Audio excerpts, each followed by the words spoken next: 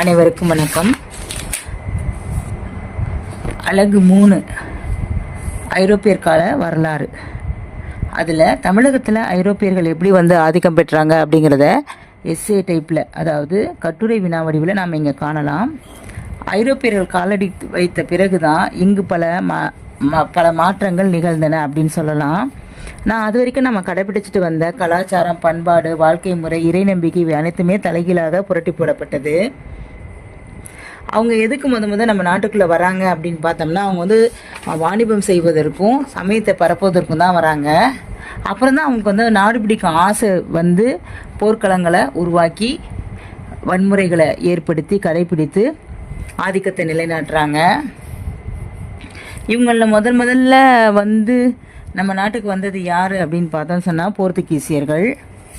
இவங்க முதல்ல இந்தியாவில் அடியெடுத்து வைத்த ஐரோப்பியர் அப்படின்னு சொல்லலாம். இவங்க முதல்ல வாங்கின பொருள் அப்படின்னு பார்த்தீங்கன்னா மிளகு, ஏலம், கிராம்பு, மயிலிறகு இது போன்ற பொருட்கள். முதல்ல போர்த்துகீசிய மாலுமி வாஸ்கோ ட காமா தான் கிபி 1498 கள்ளிக்கோட்டை அடைகிறாரு. அவர் முதல்ல வாணிக கப்பல்களை தான் கொண்டு நிறுத்துகிறாங்க. அப்புறம் நம்மளோட நாட்டுடைய செல்வங்களை பார்த்து போர்க்கப்பல்களையும் கொண்டு நிறுத்துகிறாங்க. இவங்க முதல்ல சமயத்தை பரப்புறதுக்கு தான் இங்கே வராங்க. கேரளத்து கடற்கரையில் பல குடியிருப்புகளை ஏற்படுத்தி கொண்டு அவங்க அமைச்சு வாழ்கிறாங்க. மதுரையில் வீரப்ப நாயக்கர் ஆட்சி காலத்தில் பெர்னாட்ஸ் பாதிரியார் என்பவர் தலைமையில் ஜிகுட் பாதிரியார்கள் கிறிஸ்தவ மிஷன், அதாவது கிறிஸ்தவ குழு, இயேசு கிறிஸ்தவ குழு ஒன்றை தொடங்குறாங்க. அதன் மூலம் தங்களுடைய மதத்தை பரப்புகிறாங்க. அப்போ அது அவ்வளோவா முதல்ல ஏற்படுத்துறதுனால அவ்வளோவா பரப்ப முடியல. அதுக்கப்புறம் ராபர்ட் டி நொபிலி பாதிரியார் மதுரைக்கு பணியாற்றிய பிறகு தான் அந்த மிஷின் சரித்திரமே மாறுது. ஏன்னா அவர் மதுரை நாயக்கரோட படைகளோடு அவங்களும் சேர்ந்து கலந்து கொண்டு அணிவகுக்க வேண்டிய நிலைமையில் இருந்தாங்க. அதுவும் ஒரு நல்ல பயனை தான் விளைவிச்சது அப்படின்னு சொல்லலாம். திருச்சிராப்பள்ளிக்கு செல்லும் போதெல்லாம் அவங்க என்ன பண்ணுவாங்க அப்படின்னு பார்த்தீங்கன்னா, நொபிலி பாதிரியார் தானும் உடன் சென்று ஆங்காங்கு சமய பணிகளை மேற்கொண்டு வந்தார். சத்தியமங்கலத்தில் கிபி 1643 கிறிஸ்தவ பிரச்சாரத்திற்காக டி காங்டா என்ற பாதிரியாருக்கு அனுமதி வழங்கப்பட்டது.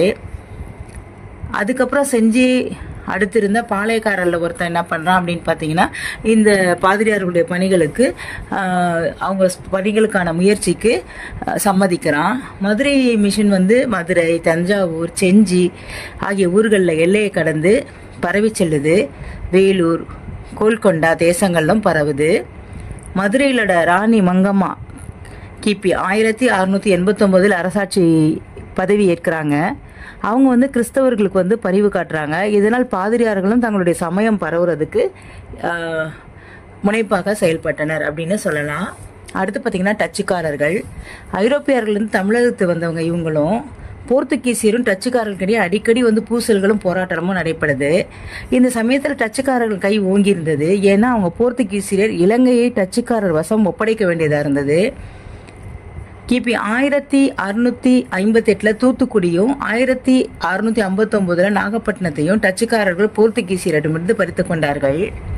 நாகப்பட்டினம் டச்சுக்காரர்களின் தலைநகரமாக அமைந்தது. அங்கு டச்சுக்காரர்களின் கோட்டை, கொத்தளங்களை வலிமையாக கட்டி கொண்டார்கள். அங்கே டச்சுக்காரர் கவர்னர் கம்பெனியில் கவர்னர் தங்கினார். டச்சு பாதிரியார்கள் ஆப்ரஹாம் ரோகர் புலிக்காட்டில் தங்கி தம் பணிகளை செய்து வந்தார். நாளடைவில் டச்சுக்காரர்களுடைய செல்வாக்கு உயர்ந்துக்கிட்டே போயிடுச்சு. அவங்களுக்கு வெற்றி மேலே வெற்றி தான் கிடைச்சிது. கப்பல் ஓட்டுவதிலும், தொழில்கள் அமைப்பதிலும், பொருளாதாரத்திலும், அறிவு நுட்பத்திலும் டச்சுக்காரர்கள் ஏனைய ஐரோப்பியர்களோட பல படிகள் மிஞ்சி நின்றார்கள். தமிழகத்தில் வாணிகத்தை தொடர்ந்து நடத்தி வரவும், கைப்பற்றிய நாடுகளை ஆண்டு அனுபவிக்கவும் ஹாலந்தில் ஐக்கிய கம்பெனி ஒன்று நிறுவப்பட்ட பிறகு டச்சுக்காரர்கள் கைகள் வலுவுற்றன. அடுத்து டேனியர். முதலில் டேனியர்கள் கிழக்கிந்திய கம்பெனி வணிகர்கள் தரங்கம்பாடியில் ஒரு கோட்டையை கட்டிக்கொண்டு தங்களது வணிகத்தை தொடங்கினர். இந்தியாவிலிருந்து கொள்முதல் செய்த சரக்குகளை மலேய தீவுகளுக்கு ஏற்றிச் சென்று விற்பனை செய்தனர்.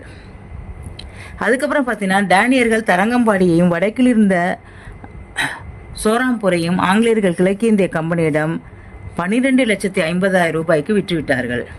அப்புறம் பார்த்தீங்கன்னா, பிரெஞ்சுக்காரர்கள். பிரெஞ்சு கிழக்கிந்திய கம்பெனி கிபி 1664 முதலில் தோற்றுவிக்கப்படுது. அதுக்கப்புறம் 1668 சூரத்திலும் 1669 மசூலிப்பட்டினத்திலும் இக்கம்பெனிகள் அமைக்கப்படுது.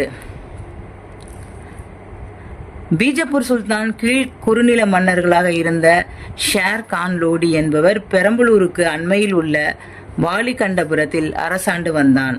அவனிடமிருந்து பிரான்சுவா மார்டின் என்ற பிரெஞ்சுக்காரர் புதுச்சேரியை தானமாக வாங்குறாரு. அதுக்கப்புறம் மராட்டிய மன்னர் சிவாஜியின் படையெடுப்பின் போது கூட புதுச்சேரி இன்னல் உற்றது.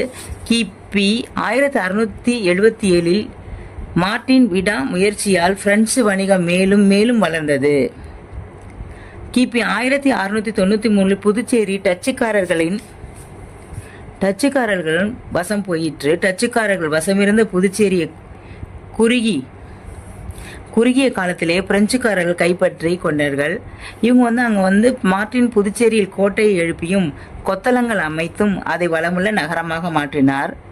இதன் காரணமாக அவன் காலப்போக்கில் புதுச்சேரியில் மக்கள் தொகை அதிகமானது. மார்டின் சூரத், மசூலிப்பட்டினம் ஆகிய ஊர்களில் உள்ள தொழிற்சாலையை மூடினார்.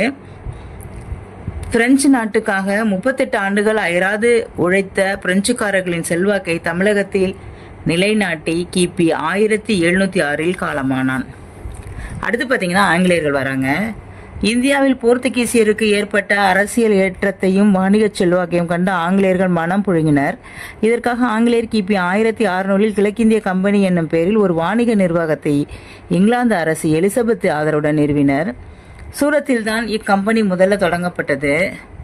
சர் தாமஸ் ரோ என்னும் ஆங்கிலேயர் கிபி 1616 18 ஆண்டுகளில் டில்லி முகலாயர் அரசவையில் அமர்ந்திருந்து தம் நாட்டு வாணிக முன்னேற்றத்திற்கு பல உரிமைகளையும் சலுகைகளையும் வாங்குறாரு. புலிக்காட்டில் தொழிற்சாலை ஒன்றை நிறுவ முயன்று தோல்வியுற்றாரு. பிறகு கிபி 1611 மசூலிப்பட்டினத்தில் ஒரு தொழிற்சாலையை நிறுவினார். 5 ஆண்டுகள் கழித்து கம்பெனியின் கிழக்கிந்திய நாடுகளுக்கு சென்னை செயின்ட் ஜார்ஜ் கோட்டை தலைமை ஆட்சியிடமாக அமையுது. இவ்வாறு வளர்ந்த ஆங்கிலேயர் முகலாய பேரரசிடமிருந்து பல உரிமைகளையும் வாணிக செல்வாக்கையும் கேட்டு பெற்றனர். மராட்டியருக்கும் போர்த்துகீசியருக்கும் ஏற்பட்ட போர்களினால் கம்பெனி வாணிகம் குறைய தொடங்கியது. இதன் காரணமாக கம்பெனி தனது தற்காப்பிற்காக இங்கிலாந்திலிருந்து ஏராளமான படைகளையும் போர்க்கருவிகளையும் இறக்குமதி செய்து கொண்டது.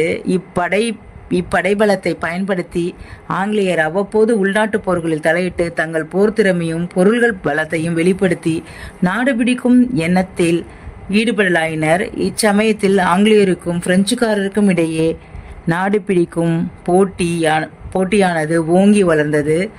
பல போர்கள் விளைவதற்கு அடிப்படை காரணமாக இது விளங்கியது. அனைவருக்கும் நன்றி, வணக்கம்.